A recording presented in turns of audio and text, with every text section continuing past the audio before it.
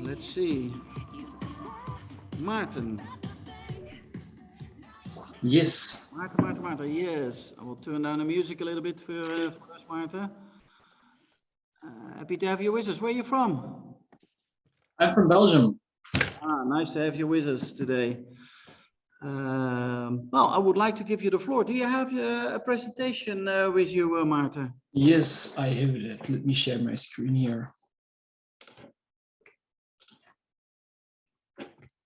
Yes, that's amazing. That looks good. Okay, well, I would like to give you the floor. Welcome to have you with us, and I will enjoy your presentation and maybe ask some questions afterwards. Great, thanks a lot, Wouter, for the invite. Welcome everybody. So my name is Maarten Vyncke. I work at Aug.e. Aug.e is a software company with a focus on smart energy and smart buildings. And I'm here to talk about local energy communities and how these communities can help us in our fight against climate change, which is also a little bit my first slide, and also the reason of existence of Aug.e. So if we look at climate change, I think it's I'm not going to zoom into the topic itself. It's something everybody is aware of. But from a perspective of Aug.e, as I mentioned, we work a lot with energy and smart energy management. And one of the solutions that we're looking into if we talk about climate change is electrification. And we can do a lot with electrification, but that means a rising demand. And that rising demand puts a lot of pressure on the electricity grid. And that is exactly where we as Aug.e try to assist with setting a building block in place to make sure that the electricity grid can keep working for us as it should be. And that is strongly related to renewable energy, because historically seen energy is produced at one location and then pushed towards all the consumers. And currently we see a lot of prosumers, so people who produce and consume electricity. And that pressure on the electricity grid is something that we try to manage.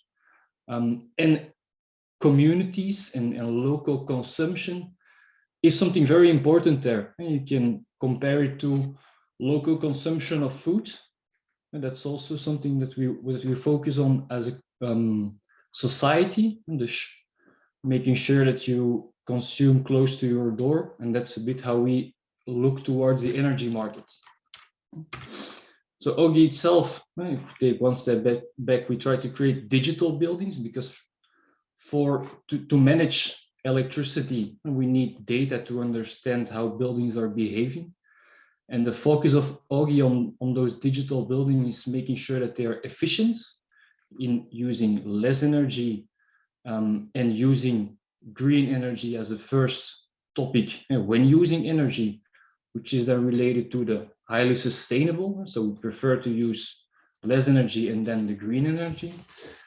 And we have a strong focus on making sure that we have the consumer data, the customer data, or the people who live and work in a building, that we can have their behavior linked to energy management. Because of course, the main and the only reason why we construct buildings is for people to work and live in it. To give you an extra idea on how we see the energy market, so the ultimate goal of Aug.e by 2027 is making sure that we can offer the electricity grid the flexibility of one gas-fired power plant. And specifically, if there are people from Belgium listening, they will recognize the discussion of the gas-fired power plants.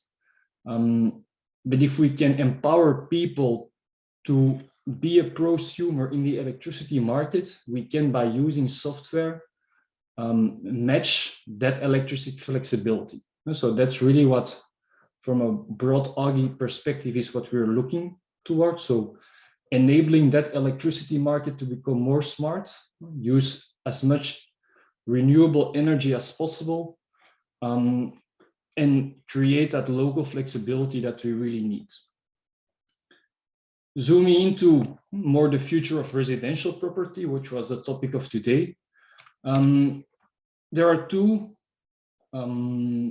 challenges that we see from an energy perspective if looking to residential property and specifically constructing or renovating residential property. One challenge is the fact that the current market there is really focused on, or is sometimes focused on, building and selling. On the other side, there is a heavy cost of maintenance which rises, and that cost is not always fully included in the sale, or that cost is not always for the same party that is building. So that's a challenge in the way that whole sector is thinking, and that's something that we try to assist with. I will come back to that later. The other part is the fact that from a legislation perspective, there is also that strong push towards electrification. Electrification, the vehicle, a heat pump, so that's really the use or the way people will behave in and around their house. On the other side, there is still an increase in solar, which is a really good evolution, of course, but there is also a cost to installing all that extra hardware on residential property, and there is a big push on prices there as well. So on the one hand, we have maintenance and the cost. On the other side, the rising electrification. And of course, more and more we see the strong focus of the construction environment to build sustainable, smart, but there are a lot of certifications out there, and there is a cost related to them. All those certifications are, of course, their goal is perfectly the way we should head, but it makes it difficult from an economical perspective sometimes to create a fully passive or a full smart building and then actually sell it with that added value and taking into account the costs that the party made to set up that building. So that are two challenges that we see in the market. And then a third one is also more linked to the electricity market. This is an example from the Netherlands, where we see that they have currently, the article is a bit outdated and it's in Dutch, so I will translate it a bit. Nearly 3,000 sustainable projects. So the construction of sustainable residential property is currently on hold due to the fact that there is no more room on the electricity grid to activate those kind of projects. So there is the drive to create sustainable buildings. There is the companies are there, the money is there, but just the electricity grid is not ready yet. And we can, of course, enlarge the electricity grid, put more wires out there, which is what in the Netherlands and other countries they're doing. But that is, of course, just one way, and it takes a lot of time and money as well. This topic is it's an example from the Netherlands, but we see it in more locations across Europe happening, specifically in areas where there are a lot of people living closely together. And then the last strong push that we see, and I think everybody can relate to that, that's you have the energy prices which are rising. That's very clear. But from another perspective, you have a strong volatility in energy prices, and that's because currently you have all those renewables, which are great, but they are less predictable and we cannot control them. So there is a bigger change in the energy prices, which, well, it's a challenge, but it's also an opportunity if you can buy low and sell high, just from a really economical perspective. That is a bit the market from future residential, where we have electrification, a rising demand in electricity, which puts pressure on the electricity grid, but also by adding renewables, we have more electricity which can be consumed locally, and where we can play with those energy prices. And that's a bit what Aug.e is trying to do. And just one slide really on the wider solution that we're taking, and I'm going to zoom into local energy communities by themselves. So the Aug.e solution, we have actually a smart energy management system. if I link back to the elements that I was explaining, what do we actually do? Based on an algorithm, we will automatically buy, sell, and use energy based on historical data that we have, based on weather data, and based on, for example, energy prices on the energy market, and the stability that the electricity grid needs. Sometimes there is too much or not enough energy, and based on an algorithm, we can buy or sell or provide a service to the grid to make sure that it is stable again. So that's the lower part of the picture that you see here. That smart energy system with the smart algorithms that can buy or sell automatically, we apply to different elements. So on top you have single assets. You have smart batteries that you can install at home. You have solar panels. You have your electrical vehicles. We can actively steer them and make sure that, for example, if you have solar panels at home, you have an EV and you have a battery, you come home, there is currently no sunshine, so you don't have solar energy. Based on the weather data, we can predict sun will be shining in an hour, so we wait with charging your vehicle till the sun is shining. That way, we optimize the usage of your green energy. So that's specifically on the smart asset part. The right side, it's for larger office buildings where we can apply that same logic on big building management systems, taking into account, for example, also Outlook Office data to make sure that we understand how many people there will be in an office. That's a bit less of the current scope of today's explanation. And then left, we have the focus on communities.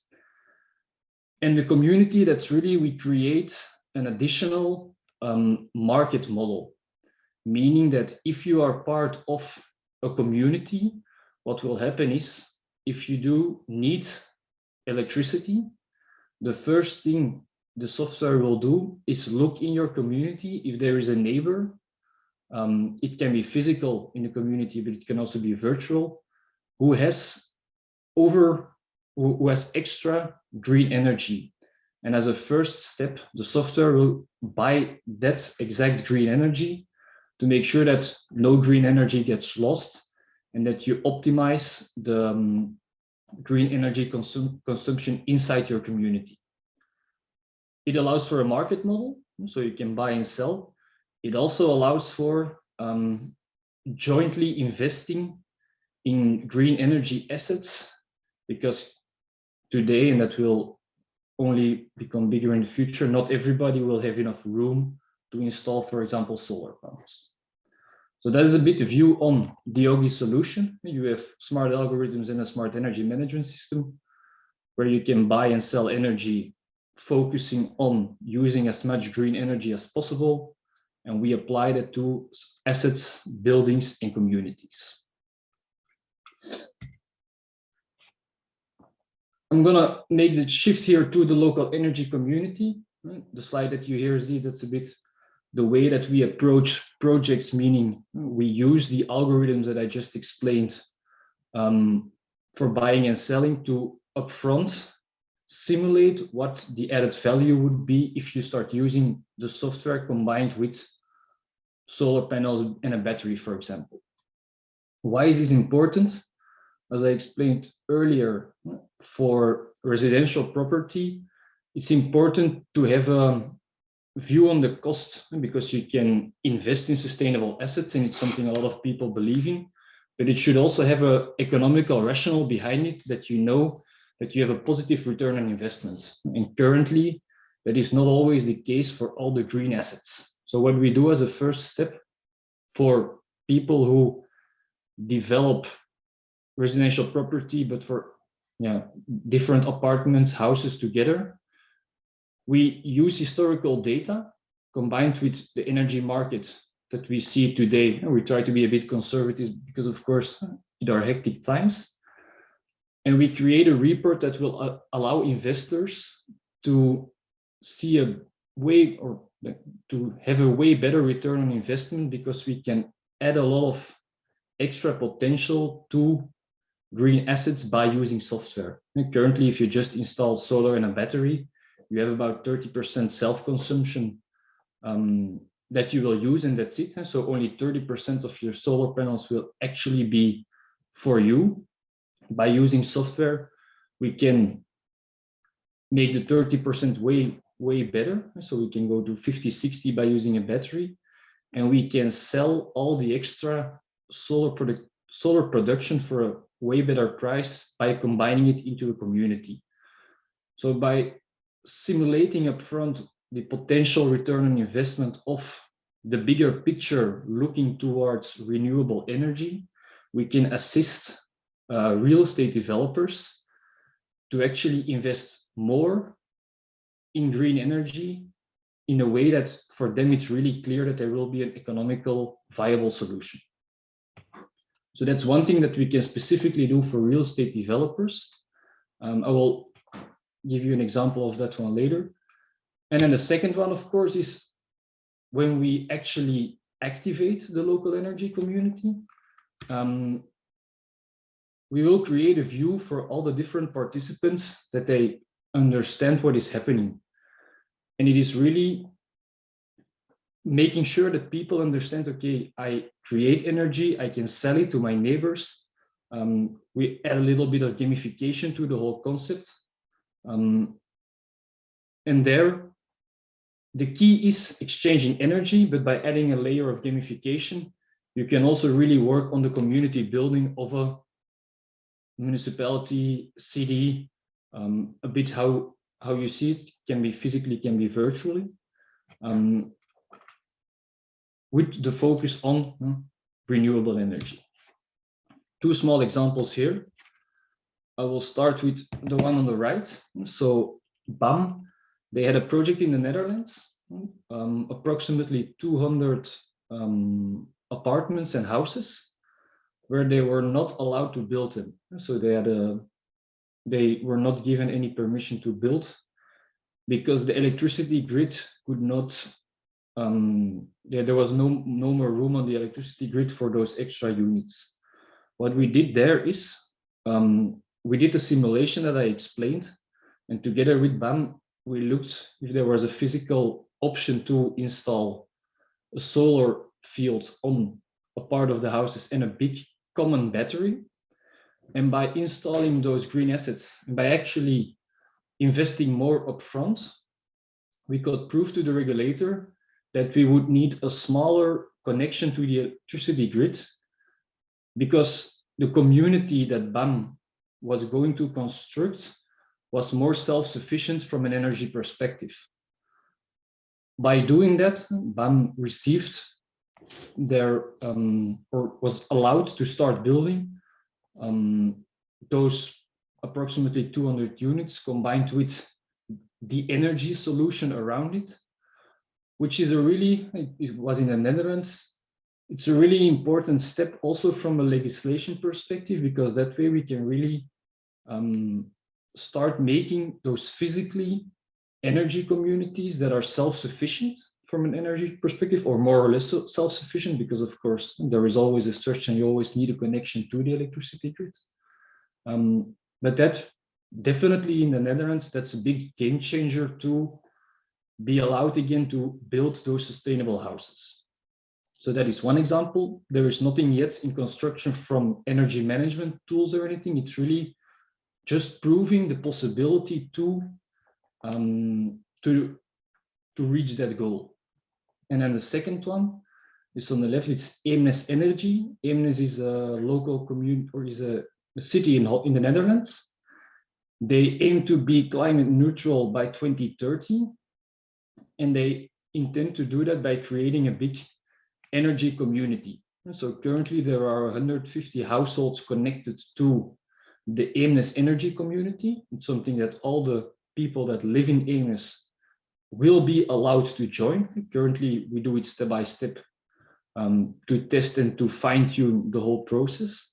But currently there are 150 households where almost half of them have solar panels. There are many households with a house battery, and they actively trade energy between the different houses. The Aimless city is currently also looking to buy one big joint community battery to also store and sell energy from the community, from the city towards the whole community, to make sure that more and more people can enter that energy community, and to reach the goal to become climate neutral and be able to have the whole aimless electricity demands produced and consumed within that city. So that are the two examples I would want to explain, because it's actually happening. Eh? So sharing energy within communities, it is possible today. So there are many European projects about it. The European Union wants 50% of the energy transactions to happen in local energy communities. So from one hand, we can simulate the potential of those energy communities, and on the other side, we are currently doing that and setting up trading algorithms so that people can benefit from the whole. That was, in short, the future of residential property from the Aug.e perspective, and looking from an energy perspective. Are there any questions on that topic?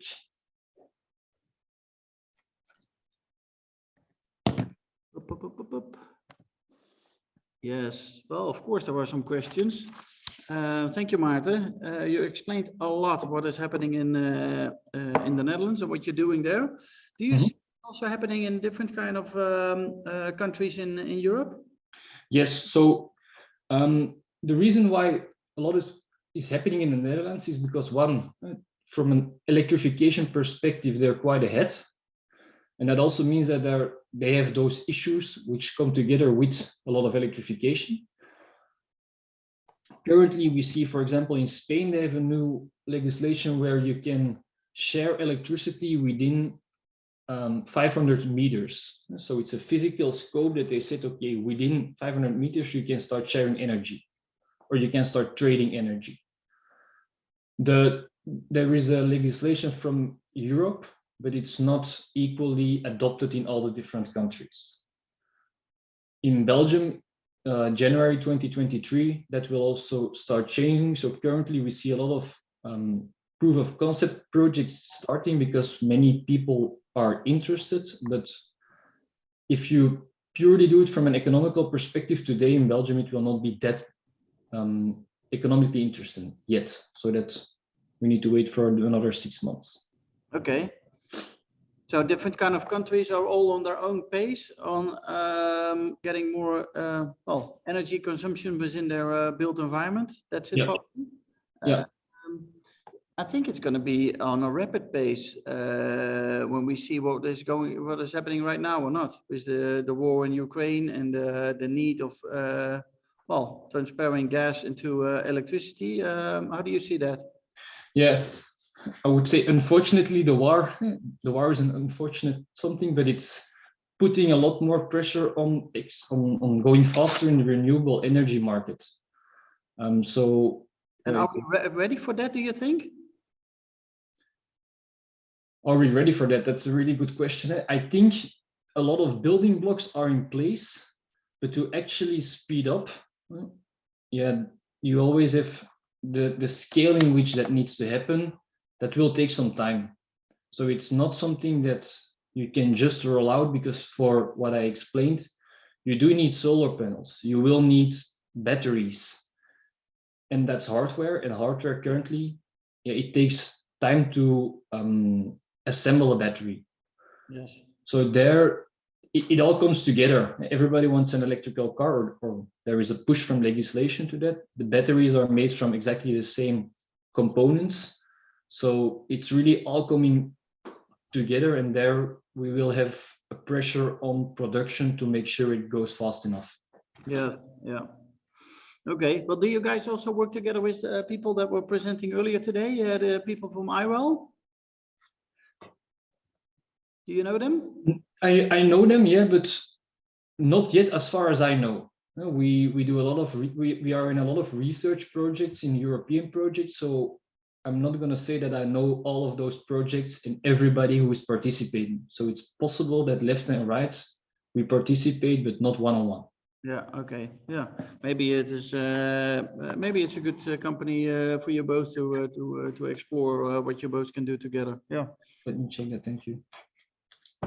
Okay. Well, for sure, if we can help you, Maarten, in the Netherlands, then just let me know, because I know a lot of developers that are maybe having issues. So I think I can introduce you to a lot of people that would be interested to get to know your solution as well. Yeah. Let me.